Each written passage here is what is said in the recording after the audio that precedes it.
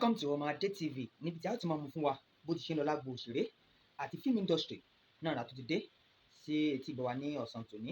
Tọ́ọ̀kì wá ní sinimá tí a mú wá fún wa lọ́sàn-án tòní. Mo lérò pé gbogbo wa láti wo Àìkí Jagunlabi. Àìkí Jagunlabi yìí ó jẹ́ fíìmù kan sinimá kan tó jẹ́ pé tó wà interesting gan tó dẹ̀ kọ́ni lẹ́kọ̀ọ́ lẹ́yọ̀kan tàbí méjì. Àìkí Jagunlabi. So ẹ̀rẹ̀ǹtẹ̀ ẹ̀ báyìí tí ìwò ẹ̀ lọ wo apá kìíní. Apá kejì Àìkí Jagunlabi ó ń bọ̀ lọ́nà. Ẹ bá wa máa follow page yìí, ẹ bá wa subscribe sí, kẹ̀dẹ̀ bá wa tẹ share button, bá wa share, kẹ̀dẹ̀ bá wa tẹ notification bell. Ní ìgbàkúgbà tí Àìkí Jagunlabi part 2 bá jáde, apá kejì tí ẹ ó lè ní àǹfààní láti máa gbọ́ nípa Àìkí Jagunlabi. Àìkí Jagunlabi mo lérò pé gbogbo wa náà láti wo apá kìíní yìí. Ìjẹ́ ṣe ẹ mọ àwọn suspect tó tiẹ̀ wà nínú apá kìíní. Ìjẹ́ Àìkí Jagunlabi ó jẹ́ èèyàn kan tó jẹ́ pé ó ń ran tẹrú tọmọ lọ́wọ́. A rí i pé wọ́n fi ẹ̀sùn olè kan Àìkí Jagunlabi nínú apá kìíní. Ohun tí kò ṣe tán ní Àìkí Jagunlabi ló ṣe, tó sì dá ìlọ́po ohun tó ló jí padà fún kábíyèsí ìlú ibi tí wọ́n ti ní ó jí nǹkan. Ẹ rí i pé àdóhunmọ́ ni ìyẹn ló wọlé ti Àìkí wá níbẹ̀ yìí. Àtúwò lọ. Ìjẹ́ kí ni nǹkan tí ń bẹ láàrin Àìkí Jagunlabi? Kí ni nǹkan àṣírí? Kí ni nǹkan ìkọ̀kọ̀ tí ó tilẹ̀ ń bẹ láàrin Àìkí Jagunlabi àti àbúrò kábíyèsí Ọmọadé Torótoró? Ìyẹn kábíyèsí tó máa ń kiri rẹ̀, ìyẹn Ibrahim Yekini Ìtẹ̀lẹ̀ ta ní òun Ọmọdé Torótoró. Ìjẹ́ kí ni àṣírí tó tiẹ̀ wà ń bẹ? Ìjẹ́ ṣé ọ̀rọ̀ ìfẹ́ ìkọ̀kọ̀ ló ń bẹ láàrin wọn ni àbí òun kọ́?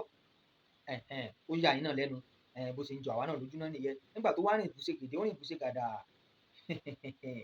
ní ìlú Àìkí Jagunlabi, níbi tí Àìkí Jagunlabi tẹ̀dó sí tó fi ṣe ibùgbé.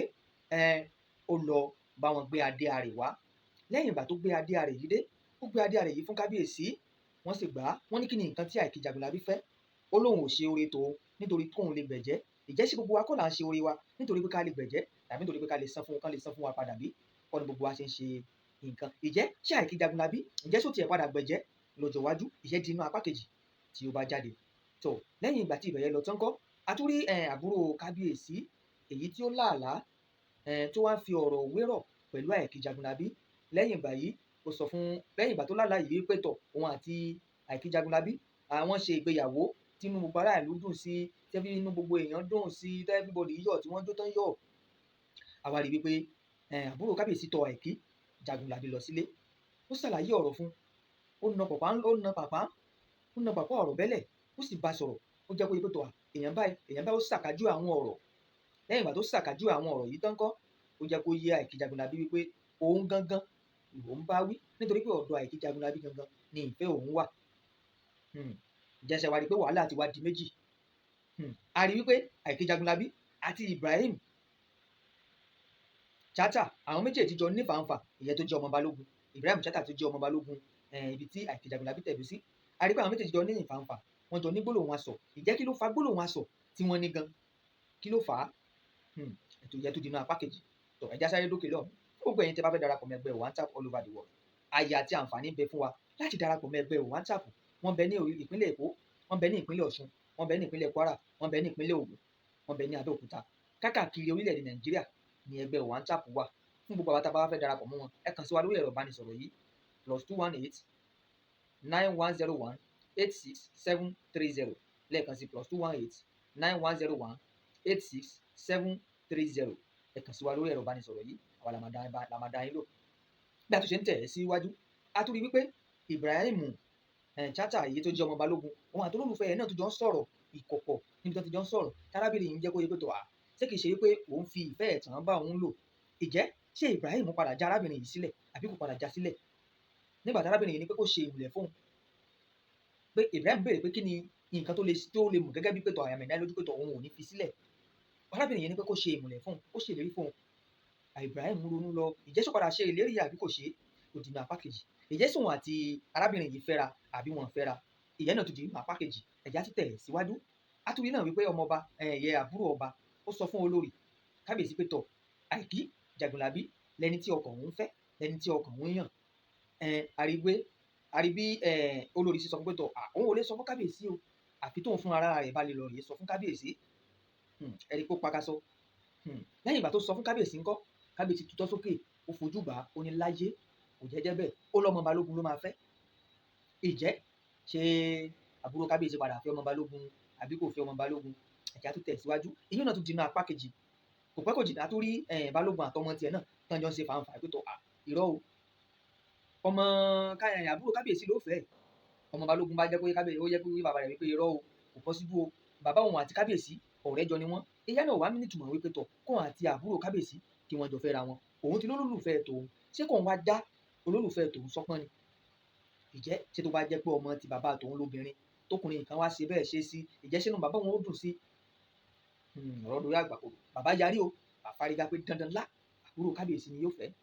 Ìjẹ́ ṣé ó padà wá fẹ́ àbúrò kábíyèsí àbí kò fẹ́ àbúrò kábíyèsí? Ìyẹn náà tún di inú apá kejì Àìkí Jagunlabi. Ìyẹn náà tún di inú apá kejì Àìkí Jagunlabi. Gbogbo ẹ̀ lólùfẹ́ wa tẹ̀ ń bá wa lọ, ẹ máa bá wa tẹ̀ ẹ́ jẹ́jẹ́, ẹ bá gbá pèrè tẹ̀dí kí ẹ máa bá wa ká lọ. Kò pẹ́ kò jìnnà wọ́n jí àbúrò kábíyèsí gbé. Ìjẹ́ ta ló tilẹ̀ jí àbúrò kábíyèsí gangan gbé? Ṣé kábíyèsí lọ́wọ́ sí ni bí wọ́n ṣe jí àbúrò rẹ̀ gbé, àbí balógun tó fẹ́ jẹ́ kí ọmọ ẹ̀ fẹ́ àbúrò kábíyèsí sóun ló jí àbúrò kábíyèsí gbé ni, àbí ọmọ balógun gangan fúnra rẹ̀, àbí Àìkí tó jẹ́ olólùfẹ́ àbúrò balógun àbúrò kábíyèsí, ṣé Àìkí gangan ló jí gbé ni? Ǹjẹ́ ta ló wá jí gbé? Suspect níbí yìí ó wà nínú apá kejì láti máa mọ ẹni tó jí àbúrò kábíyèsí gbé. Tọ̀ ní báyìí o, àwọn olóyè wọ́n gbéra pa wọ́n lọ sọ́dọ̀ Àìkí Jagunlabi, wọ́n bá a ní gbólóhùn pé tọ̀ kó gbé àbúrò kábíyèsí sílẹ̀ o, kó ṣe gbá kó ṣàwo. Àìkí lòun ò mọ nǹkan kan pa ẹ̀, ṣé lóòótọ́ láìkí ò mọ nǹkan kan pa ẹ̀ bí? Àbá Àìkí dẹmọ ni? Ìyẹn náà tó di inú apá kejì tí a ti mọ rí. Àtúbùṣe gèdè àtúbùṣe gàdà, a rí i pé balógun múra ìjà, ó lọ rí mú Àìkí wá láti ilé Àìkí. Àìkí dé ààfin, Àìkí nà án gbalaja sílẹ̀. Kábíyèsí béèrè ọ̀rọ̀, Àìkí ń jẹ́ kó yé wípé òun ò mọ nǹkan kan o nípa àbúrò rẹ̀ tí wọ́n jí gbé. Balógun bá dá a lábàá kán fi Àìkí sínú túbú kí wọ́n fi ìyà jẹ Àìkí. Ìjẹ́ ẹ̀rí pé nǹkan kan ti wà ń bẹ̀ ẹ́ sáà ẹ̀rí kó ti ní kọ́lọ́ńkọ́ nínú wípé balógun mọ̀ sí bí wọ́n ṣe jí àbúrò kábíyèsí gbé tí wọn ò rí. Tó mọ̀ sí àbí kò mọ̀ sí? Ìyẹn náà tó di inú apá kejì Àìkí Jagunlabi. Ẹ jẹ́ ká lọ máa wò ó, ẹ jẹ́ kí gbogbo wa wò ó Àìkí Jagunlabi. Apá kejì ń bọ̀ lọ́nà dẹ̀dẹ̀. Ẹ bá wa subscribe sí Ọmọ Adé TV. Ẹ bá wa subscribe sí Ọmọ Adé TV. So ní ìgbàkúgbà tí apá kejì bá jáde, a ó tún lè sọ fún yín wípé apá kejì Àìkí Jagunlabi ó tún ti jáde. So á dára fún wa. Fún gbogbo ẹ̀yin tí a bá fẹ́ wá gbé iṣẹ́ yín fún mákẹ́tà tó dáńtọ́ tó yanrantí, Ajiboro Films Market Nigeria Limited. Àwọn ni mákẹ́tà tó dáńtọ́ tó gbòòrò tán làmìlaka, wọn ní fi iṣẹ́ yín tàfàlà. Ẹ gbé iṣẹ́ yín fún ọmọ Ajiboro Films and Market Nigeria Limited. Ẹ kàn sí wọn lórí ẹ̀rọ Facebook wọn ọmọ Ajiboro, ẹ kàn sí wọn ní Twitter wọn ọmọ Ajiboro, ẹ kàn sí wọn ní Facebook handle wọn ọmọ Ajiboro, Instagram handle wọn náà ọmọ Ajiboro, YouTube handle wọn ọmọ Ajiboro. Ẹ kàn sí wọn níbẹ̀, wọn á dá yín lò lọ́gán. Tọ̀ lẹ́ẹ̀kan sí fún gbogbo ẹ̀yin tí a bá fẹ́ bá wa dòwò pọ̀ tàbí fẹ́ gbé iṣẹ́ fún wa, bóyá ẹ fẹ́ ṣe bẹ́ẹ̀ dé ni, fẹ́ ṣe ìṣílẹ̀ ìkómọ ni, tẹ̀fẹ́ gbé iṣẹ́ fún wa, tàbá yín ṣe surprise fún àwọn olólùfẹ́ yín, ẹ kàn sí wa lórí ẹ̀rọ ìbánisọ̀rọ̀ yìí lẹ́ẹ̀kan sí +218 9101 86730 lẹ́ẹ̀kan sí +218 9101 86730.